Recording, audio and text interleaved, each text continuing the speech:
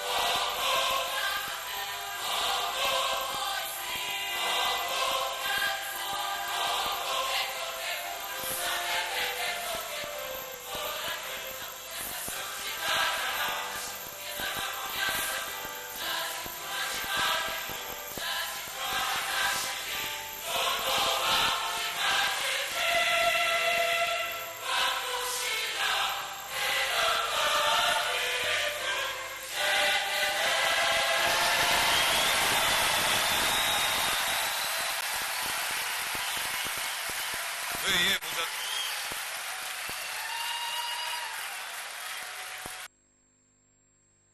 s'il vous plaît.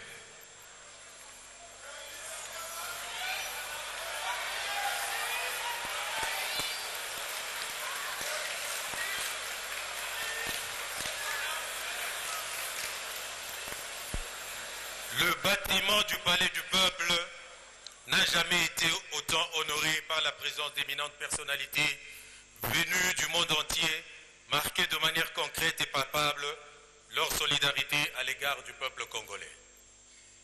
Monsieur le Président de la République démocratique du Congo, Messieurs les chefs d'État, de gouvernement et de délégation, distinguées Premières Dames, Mesdames et Messieurs, distingués invités. En effet, la cérémonie de ce jour célèbre un événement majeur et d'importance historique pour la République démocratique du Congo, à savoir le 14e sommet de la francophonie. Cet événement unique et mémorable sera ponctué par les discours des 8 orateurs que nous aurons le privilège de vous. Avant cela, nous vous convions à écouter l'hymne du 14e sommet de la francophonie, œuvre des étudiants de l'Institut national des arts, interprété par leur orchestre symphonique.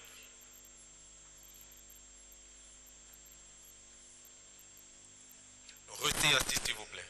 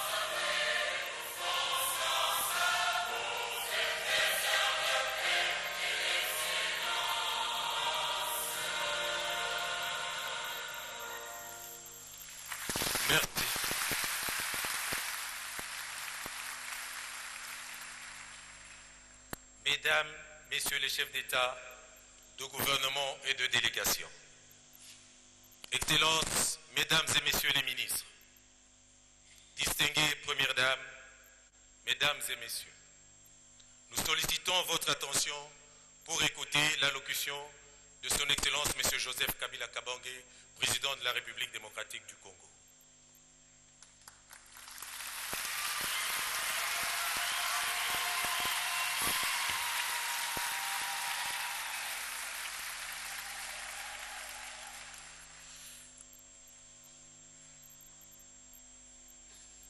Excellences, Mesdames et Messieurs les chefs d'État et de gouvernement, Mesdames et Messieurs les chefs de délégation, distinguées Premières Dames, Monsieur le secrétaire général de la francophonie, Mesdames et Messieurs les distingués invités, être tous ici réunis, nous, les États ayant en partage la langue française, est un réel bonheur. Quelle belle opportunité pour exprimer ensemble notre foi aux valeurs d'humanisme, de démocratie, d'égalité, consolider nos liens de coopération et de solidarité, affirmer notre unité par-delà notre diversité. À plus d'un titre, cette journée est une source de joie. Joie qui accueille pour la 5e fois le sommet de l'Organisation internationale de la francophonie. Joie légitime pour la République démocratique du Congo et l'Afrique centrale, qui, à travers la réunion sur leur terre, pour la première fois, de la plus haute instance de notre organisation, se voit enfin reconnue une place à la dimension de leur importance pour le présent et l'avenir de la famille francophone. Que tous ceux qui, État et gouvernement, ont concouru à cette fin et dont le représentant fait le déplacement de Kinshasa, trouve ici l'expression de notre reconnaissance.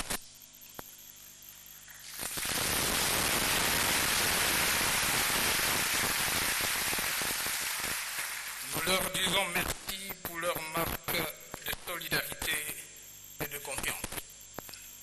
Quant au président Abdou Diouf, secrétaire général de la francophonie, nous lui rendons un hommage mérité pour l'impulsion qu'il donne à notre organisation et sa contribution à son rayonnement.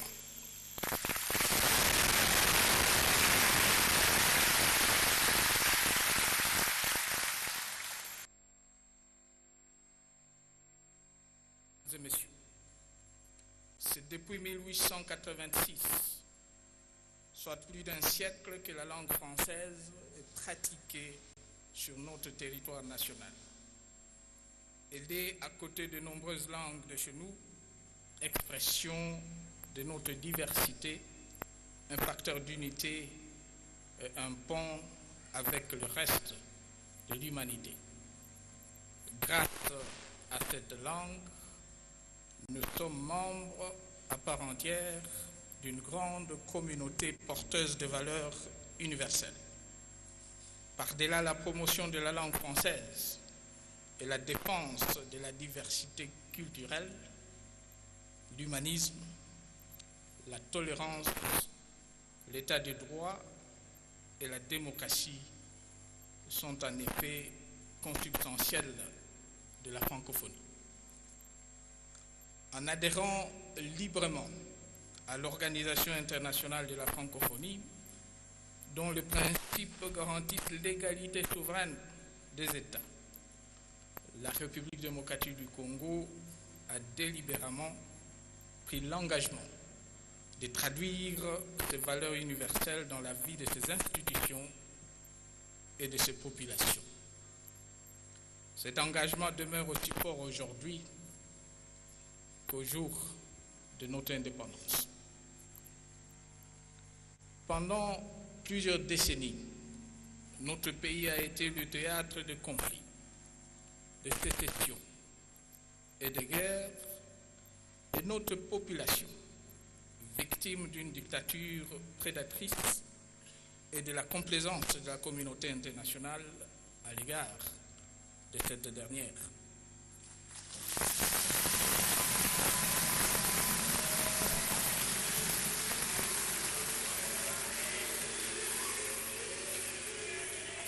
Ce n'est que depuis un peu plus de 10 ans que la République démocratique du Congo s'est engagée dans la voie du rétablissement et de la consolidation de la paix, de la restauration de l'autorité de l'État, de la démocratisation de l'espace politique et de la relance de son économie. Une œuvre de longue haleine, un processus particulièrement exigeant. Face à ces grands chantiers, nous, Congolais, ne sommes pas des rentiers, mais plutôt des entrepreneurs. Nous avons la foi et la détermination caractéristiques de ce dernier. Une foi et une détermination nourries par la conviction que les vertus se forgent en se pouvant au contact de la réalité et qu'en dépit des difficultés du parcours, le plus important, c'est de savoir capitaliser les avancées, consolider les acquis et tenir le cap.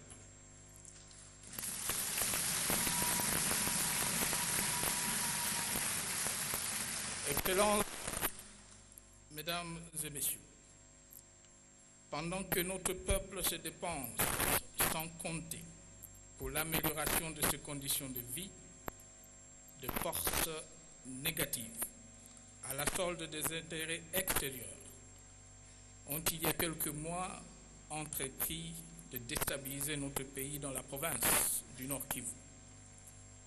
Du fait de la guerre injuste qui nous est ainsi imposée, une fois de plus, des milliers d'hommes, de femmes et d'enfants perdent leur vie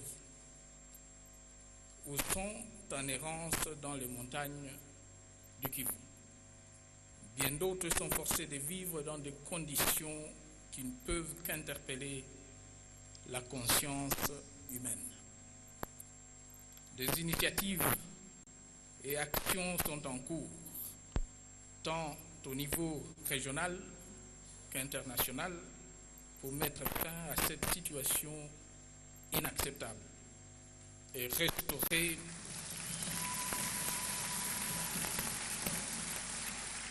restaurer rapidement et de manière durable la paix et la sécurité dans cette partie du territoire national. À cette fin, toutes les options sont sur la table. Options politiques, diplomatiques et options militaires.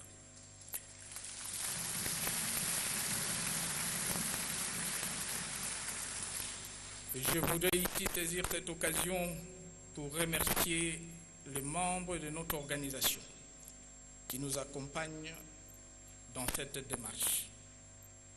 Nous apprécions leur solidarité, nous rendons aussi hommage à leur authenticité, car en l'occurrence, c'est la règle de droit qui est bafouée.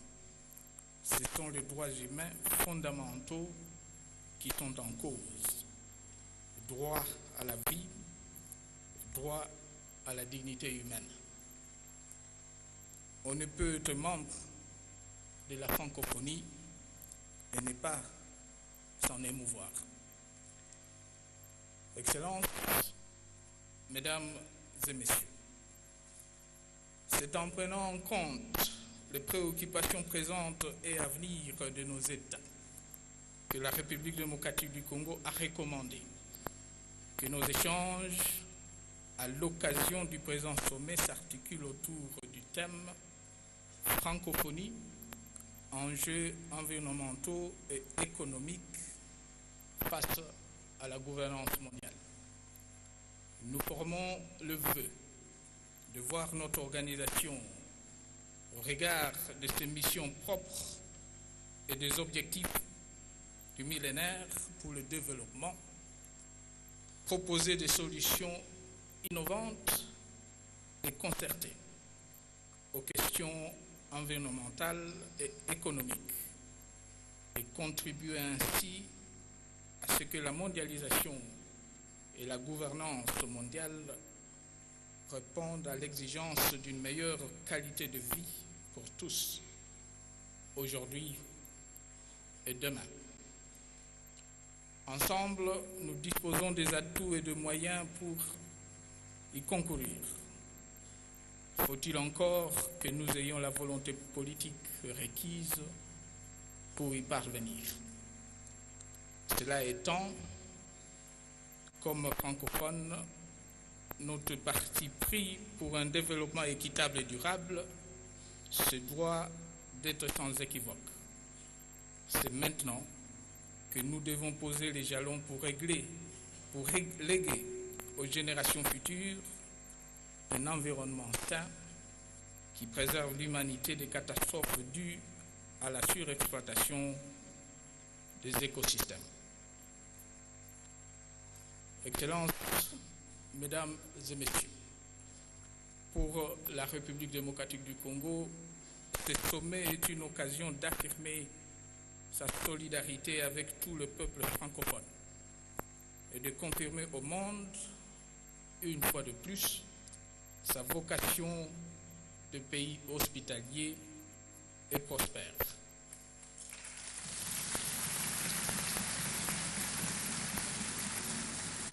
Et sa ferme volonté d'être un État de droit, respectueux des principes de démocratie et de droit et libertés fondamentaux, conformément à la charte de l'Organisation internationale de la francophonie. En espérant que nous passions ensemble des moments d'échange riches et féconds pour le plus grand bien de nos populations respectives, je voudrais terminer en souhaitant à chacun de vous un excellent séjour à Kinshasa. Et je vous remercie.